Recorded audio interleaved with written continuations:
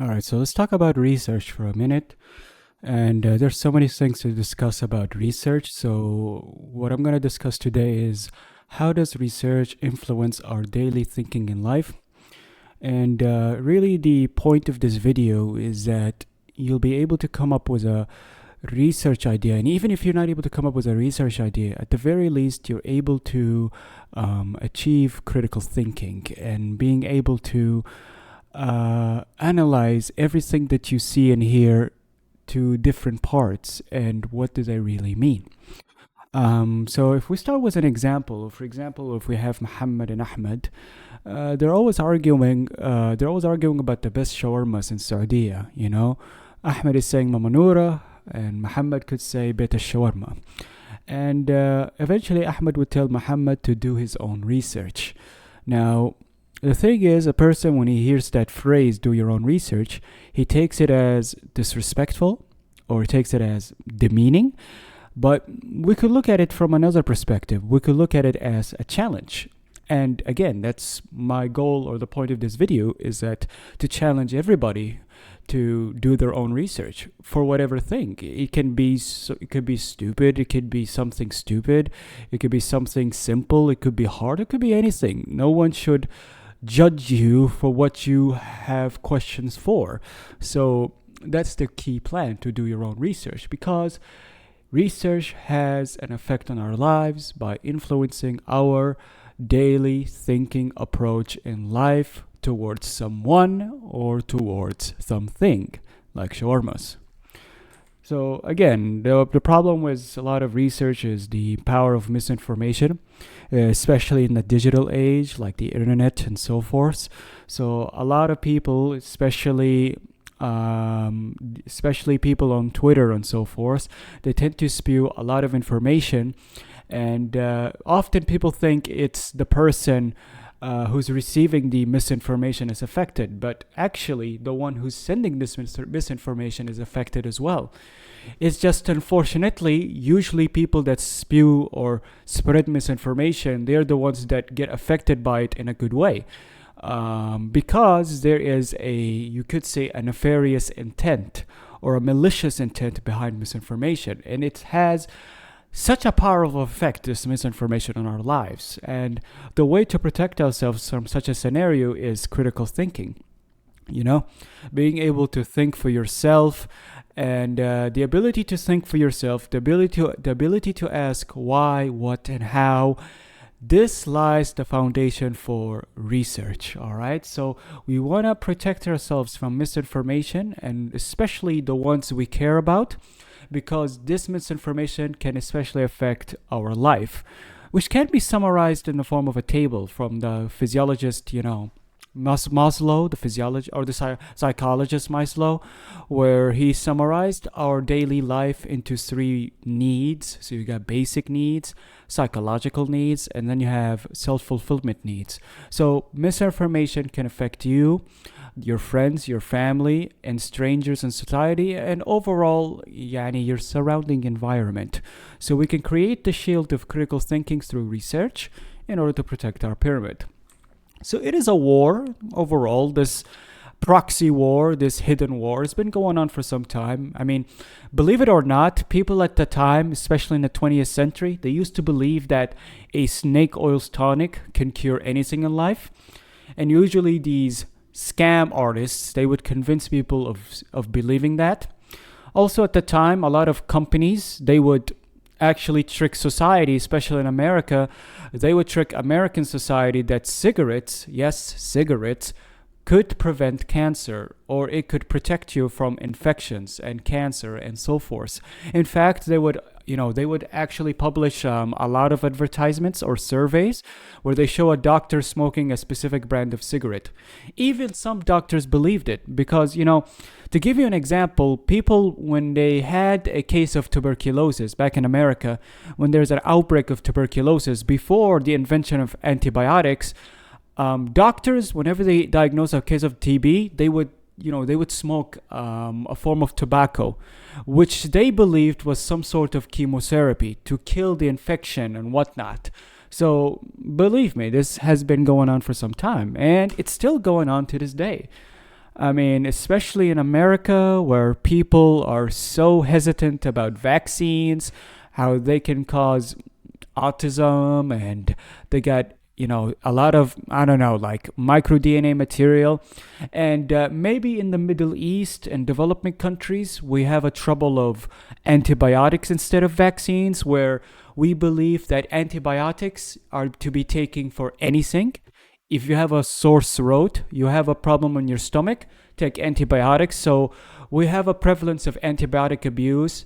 In the West, they have a prevalence of vaccine misinformation, and so forth. So this is a digital world war that we're living in right now, and one we need to prepare ourselves with. Of course, we need to develop a mindset for protecting ourselves from misinformation and all that. And as usual, research is a mindset, as we said, and it's not just a process. And in order to develop this mindset, we want to rephrase the following sentence from the Alamut novel, which is, "Nothing is absolute reality, and all is permitted." Nothing that you hear or see or listen to is true. In fact, you are permitted to research about it. You are permitted to seek the truth. And whichever finding that you may discover, whichever finding that may be true or false, you are permitted to accept the consequences or not. It's all up to you. So this is a nice mindset that can be applied in research. And of course, it's applied in other contexts as well. So again, this is a mindset that's not grown in 1 day or 2 days. It's a mindset in research, especially, that takes time, and it continues to grow. It's like an everlasting tree. Like, take me, for example. I used to think that once upon a time, especially growing up as an only child, I used to believe, and me and my family, we used to believe that antibiotics are to be taken for everything. I have a problem in my throat, antibiotics. I have a problem in my stomach, antibiotics. You have a fever, antibiotics. And the problem is not the fact that we take antibiotics, but the problem is the fact that we take antibiotics for an illness that is probably due to a virus rather than a bacteria. And that's what antibiotics are used for. They are used to protect you against bacterial infection and not against viruses. And that's what I had as a kid, especially with the winter season. I had the common flu. People just used to believe you have a fever, antibiotics. And that's that antibiotic abuse. And the problem behind that antibiotic abuse was research. By reading the Ministry of Health and all that, we noticed that abusing antibiotics can lead to severe infection by very strong bacteria. And what I mean by that is that in our human body, we have millions, if not billions, of bacteria in our body. Some of them are good, some of them are bad, but they're not so bad to infect our body. So if we keep taking antibiotics, all we're doing is train the bacteria in our body to be very lethal. And that's the issue behind antibiotic abuse. So someone could have a staph infection, and it's a staph infection that's resistant to every antibiotic in history. So that's the problem. And this is, by the way, a misconception that I've discovered by researching about it, by looking it up in the Ministry of Health, by looking it up in WHO and finding research, And that's why we as a society, we must raise awareness about something as simple as antibiotics. Antibiotics are not like paracetamol. They are supposed to be taken with a prescription in mind. And that's why when you look up Google Scholar, which is provided by Google, to search up research articles, you can see there's up to thousands and thousands of articles to read, And we can look about the prevalence of antibiotic abuse among parents in Riyadh. And we can notice, for example, in this research, there's a high prevalence of misuse about antibiotics in case of pneumonia and diarrhea in the kingdom. So again, researching about this and noticing that this is a huge issue and a huge misconception that must be corrected.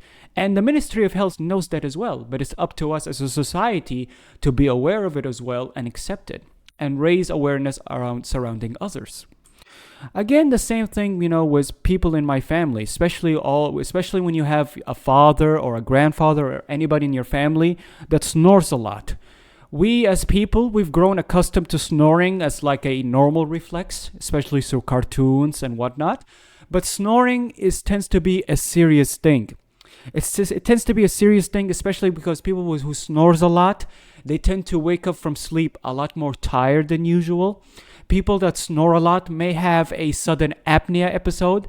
That means in the middle of their sleep, they might stop breathing. They notice that people that sleep a lot, they tend to have elevated blood pressure as well. So even snoring has been linked to poor quality of sleep. So again, even as simple as snoring, something I've been exposed to my entire life surrounding my family, it is something I've researched about, and I've noticed that it can be linked to a lot of diseases and especially sleep disorders. So you look up research findings and you notice that changing your sleeping position, it can have an effect. Going to a sleep clinic, it can have an effect as well. Same goes with a lot of our older parents, especially with my father or anybody's father who's old and hasn't had an appointment with a prostate exam or whatnot.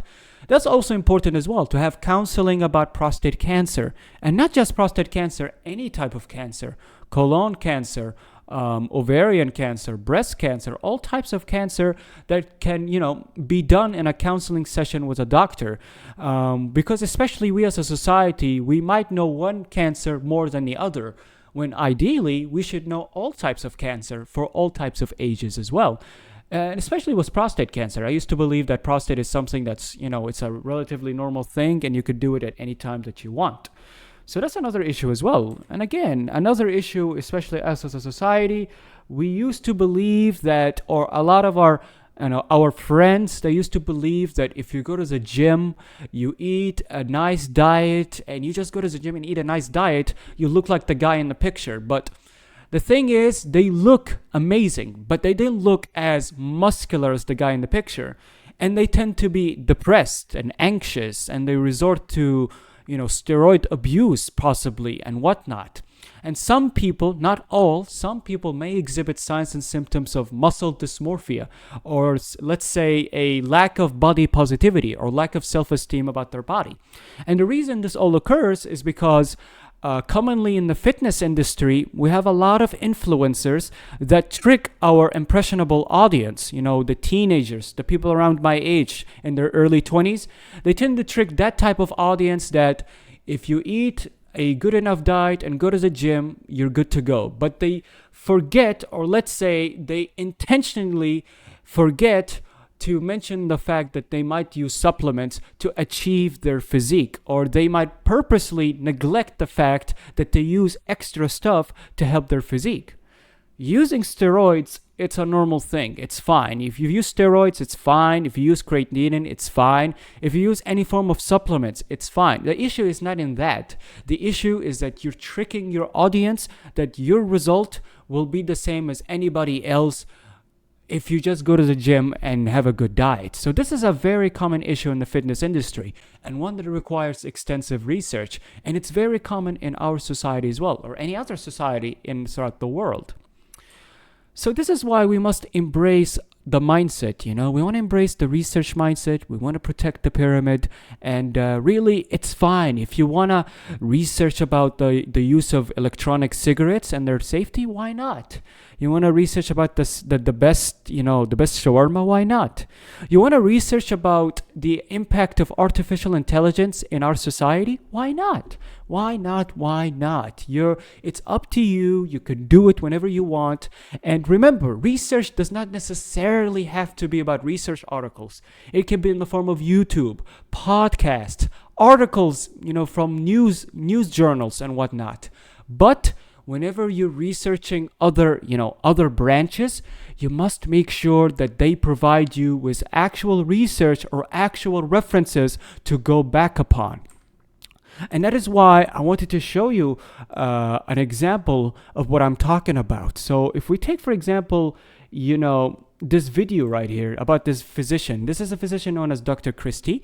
She's a physician in the US, and I liked her video because she was talking about whole body MRI. A lot of people, they have subscribed to the idea that I'm gonna have a screening appointment with a physician in which I will do a whole body MRI, and it will do everything for me. It will look for any any cancer, any lesion, or whatnot.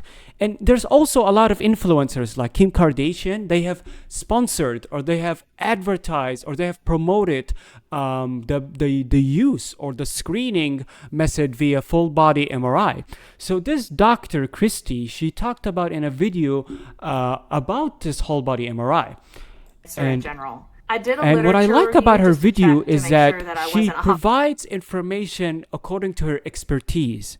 And in addition to her expertise, she provides actual research to read Base, upon. and I wanna that is tell the y'all about research the that she's results from 3 referencing different from, studies. because she The first admits was a that she might be systematic biased. literature review published Take a in look at this. 2019 in the journal. This is a meta-analysis from 2019. She's talking about systematic review, and you can gain access to this systematic review and read about it.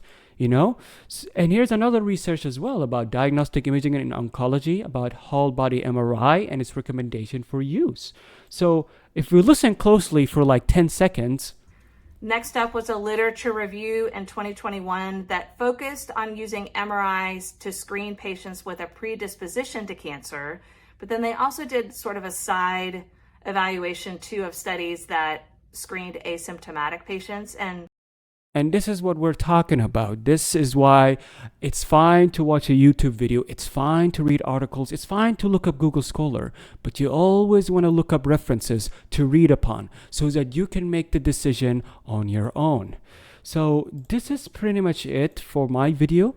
I hope it inspired you to, at the very basic level, to do your own research, but in a positive manner. You could take it as a positive way of looking up things, looking up answers to questions that you might have in your head. And that's pretty much it. And remember, you're not alone. I'm learning. You're learning. We're all learning. That's pretty much it. And thank you for watching.